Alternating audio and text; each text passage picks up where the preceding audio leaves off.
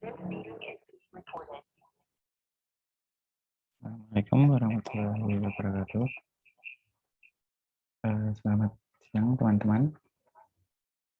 Di sini saya akan mempresentasikan mengenai manajemen keuangan itu yang berpengaruh terhadap perusahaan multinasional di berbagai negara. Nah, di sini pertama-tama saya akan memperkenalkan diri saya atau biodata saya. Nah, ini dia ada profil saya.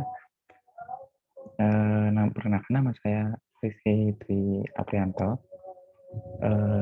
Tempat tanggal lahir saya ada di Karanganyar 3 April 1998 dan sekarang saya beralamatkan di Desa Sawan RT 2 RW 6 Jaten Karanganyar.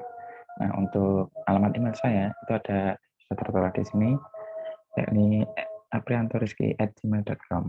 Nah, untuk riwayat pendidikan saya sendiri itu saya lulus dari SMA Negeri Kepak Ramat, itu saya dari IPS yang lulus tahun 2017. Kemudian saya melanjutkan studi ke Universitas 11 Maret atau UNS, itu di Diplomatika Perpajakan dengan lulus tahun 2020.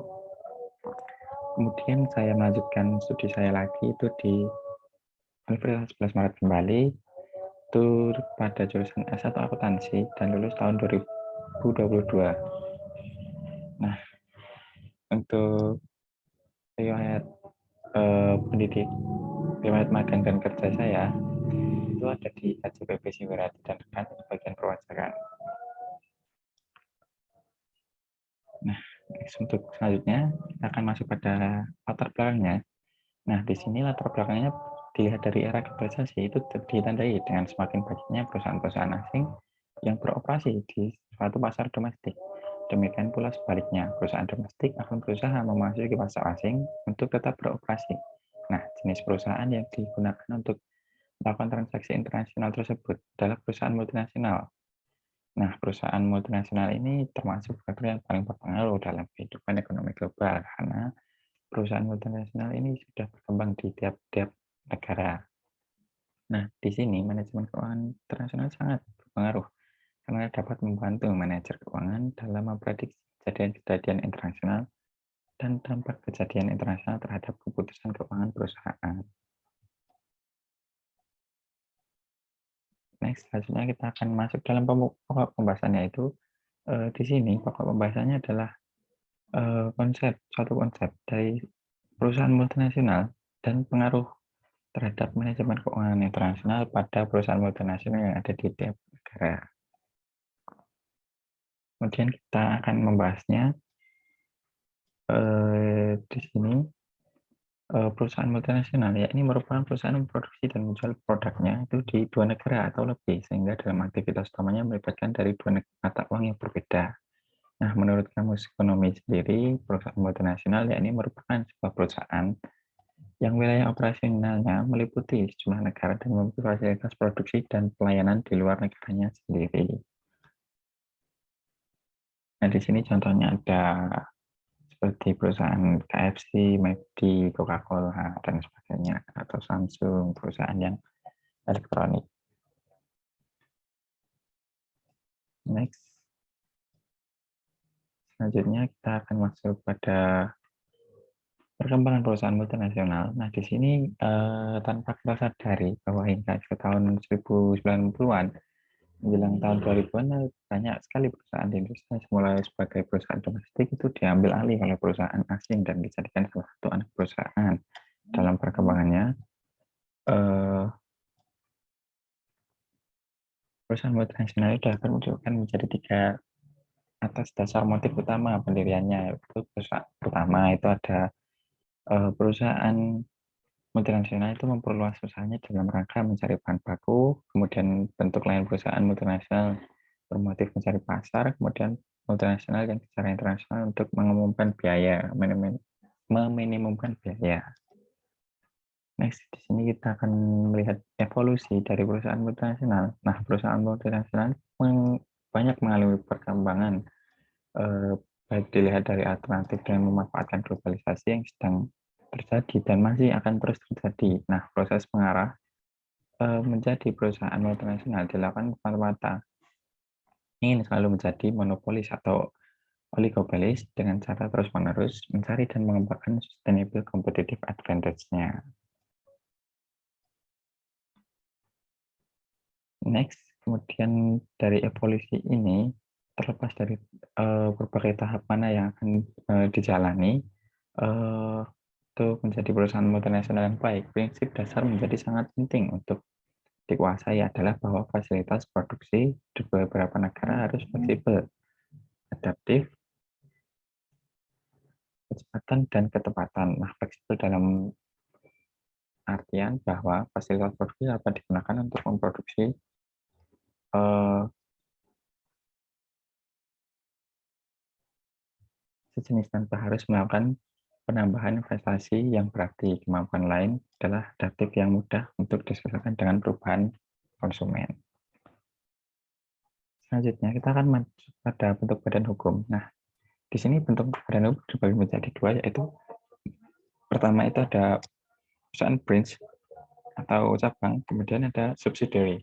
Nah, pertama ini perusahaan bagian secara formal tidak terpisahkan dari kantor atau perusahaan pusatnya atau dari multinational company induknya. Ini yakni perusahaan cabang. Kemudian pada eh, subsidiary merupakan perusahaan anak yang merupakan badan hukum yang berdiri sendiri. Nah, di sini eh, terlepas dari perusahaan induknya dan biasanya itu didirikan berdasarkan hukum yang berlaku di negara tempat pendiriannya. Kemudian pada kegiatan bisnis perusahaan multinasional itu ada pertama ada patungan, usaha patungan. Ini biasanya dilakukan oleh sebuah perusahaan multinasional dalam mitra lokal atau mitra yang ada di satu negara saja. Perusahaan multinasional yang bersangkutan membawa keunggulan perspektif perusahaan dalam pengetahuannya, teknologi atau modal, sementara mitra negara tuan rumah secara tradisional membawa pengetahuan tentang lingkungan lokal. Nah, biasanya perusahaan multinasional memilih mitra, bukan stabilitas usaha patungan dari sudut pandang perusahaan multinasional, karena hal ini menyediakan pengetahuan spesifik pada tuan rumah, tapi juga memudahkan hubungan dengan pemerintah tuan rumah itu sendiri. Kemudian kegiatan yang kedua itu ada proyek putar kunci. Nah, di sini proyek putar kunci itu merupakan suatu transaksi paket yang mengharuskan perusahaan multinasional membangun suatu fasilitas produksi dan memberikan pelatihan bagi tenaga kerja yang diperlukan untuk mengoperasikannya, sehingga fasilitas dalam keadaan siap untuk mulai beroperasi setelah selesainya proyek. Nah, di sini jadi proyeknya harus terkunci menyangkut penjualan dari suatu fasilitas produksi operasional penuh.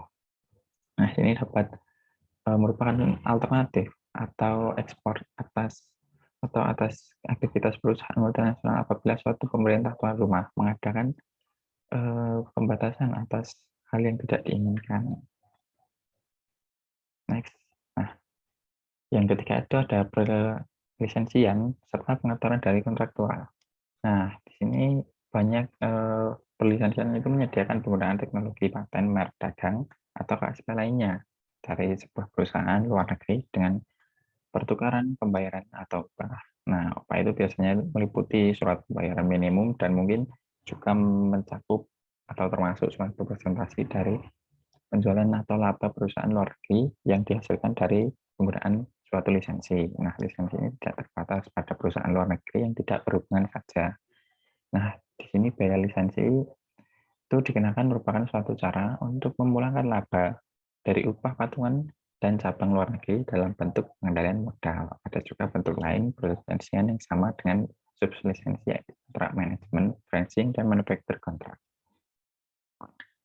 Kemudian kita akan masuk pada konsep manajemen keuangan internasional. Nah, di sini manajemen keuangan internasional itu menurut pakar yakni Hamdi, yaitu ilmu seni yang merupakan bagian dari ekonomi internasional yang mempelajari menganalisis pengelolaan fungsi POIC sebagai sumber daya keuangan unit makroekonomi dan unit mikroekonomi. Ini khususnya berkenaan dengan pengaruh fluktuasi kurs falas terhadap aktivitas ekonomi keuangan internasional, yakni ekspor-impor, investasi, pembiayaan, anggaran, pendapatan, asuransi lindung nilai, laporan keuangan, serta kinerja keuangannya. Kemudian ada manajemen keuangan internasional ini, perencanaan, pengorganisasian, dan pengendalian keuangan perusahaan multinasional. Ini perusahaan multinasional ialah perusahaan yang beroperasi di seluruh dunia atau di banyak negara. Mereka merupakan perusahaan besar yang dimiliki oleh kaum kapitalis global yang pusatnya di Kanada, Amerika, Jepang, Jerman, Italia, Prancis, dan Inggris, serta negara-negara Eropa lainnya. Kemudian pentingnya manajemen keuangan internasional, yaitu pertama, manajemen keuangan internasional itu dapat membantu manajer keuangan memutuskan bagaimana pengaruh berbagai kejadian internasional terhadap perusahaan dan langkah apa yang dapat diambil untuk memanfaatkan perkembangan positif dan menghindarkan perusahaan dari dampak negatif. Kedua, manajemen keuangan itu dapat membantu manajer mengantisipasi kejadian dan membuatnya mampu mengambil keputusan yang menguntungkan sebelum kejadian tersebut kejadiannya terjadi. Nah, selanjutnya kita akan masuk pada tujuan manajemen keuangan terhadap perusahaan multinasional yang ada di berbagai negara. Yaitu pertama, membantu manajer keuangan dalam memprediksi kejadian internasional dan dampak kejadian internasional terhadap keputusan keuangan perusahaan, kemudian mengetahui siklus ekonomi dunia, lalu mengetahui kelebihan multinational corporation dalam memberdayakan NSP, sehingga NSP itu tergantung kepadanya, lalu mengetahui moral bangsa, yaitu patriot, kapitalis, berkapitalis, kemudian memahami karakter MNC yang hanya berorientasi mencari keuntungan tanpa peduli nasib banyak rakyat yang dikuasainya, dan terakhir itu mengetahui aliran dana dari negara maju ke negara sedang berkembang dan dari negara sedang berkembang ke negara maju. Ini sebaliknya. Sekian presentasi yang dapat saya sampaikan. Apabila ada kurang lebihnya, saya mohon maaf. Saya mohon untuk undur diri. Wabillahi taufiq wal hidayah. Wassalamualaikum warahmatullahi wabarakatuh.